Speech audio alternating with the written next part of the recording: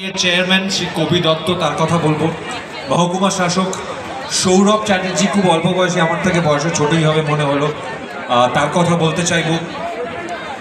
আন্নবেশ্বরের মাননীয় বিধায়ক শ্রী নরেন্দ্রনাথ চক্রবর্তী মহাশয়, যিনি আমার গলায় উত্তরীয় পড়িয়ে দিলেন, তার কথা বলতে চাই, তাকে ধন্যবাদ এবং কৃতজ্ঞতা জানাতে চাই।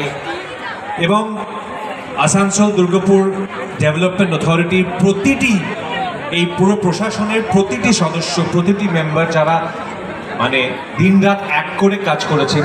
এই যে সামনে পুলিশের আমাদের ভাই বোনেরা দাঁড়িয়ে আছেন, দাদা দিদিরা দাঁড়িয়ে আছেন, তারা কতটা খাটনি খেটেছেন গত এই 10-15টা দিন ধরে, এটা আমি খুব সহজেই অনুমান করতে পারছি, আমরা সকলে পারছি। তাদের প্রত্যেকের কিন্তু ধন্যবাদ এবং কৃতজ্ঞতা প্রাপ্য। দুর্গাপুজো, পশ্চিমবাংলার দুর্গাপুজো কেন ইউনেস্কো ওয়ার্ল্ড হেরিটেজ সাইট হয়ে উঠেছে, এটা কিন্তু দুর্গাপুজোর সময় পশ্চিমবাংলায় না এলে বোঝা যায় না। আমার দুই মুম্বাই নিবাসী বন্ধু, তারা এই বছর কলকাতায় কাটালেন এবং তাদেরকে আমি বলেছিলাম যে আপনারা কিন্তু না, তোমরা কিন্তু না গেলে, না এলে বুঝতে পারবে না ঠিক জিনিসটা কতটা সুষ্ঠুভাবে, কতটা নিপুণভাবে আয়োজিত হয়।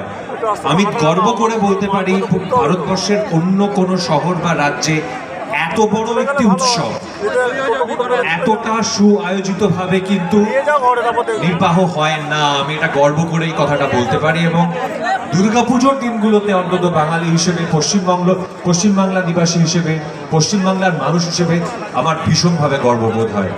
আমি নিশ্চিত যে সেই গর্বের অংশীদার আপনারা প্রত্যেকেই এখানে। আপনাদের প্রত্যেককে অনেক ধন্যবাদ এত সুন্দর একটি কার্নিভাল আমাদের সকলকে উপহার দেওয়ার জন্য, দুর্গাপুরবাসীকে উপহার দেওয়ার জন্য, এবং আমাকে সেখানে ডেকে নিয়ে আসার জন্য, আমাকে সেখানে আমন্ত্রণ করে নিয়ে আসার জন্য।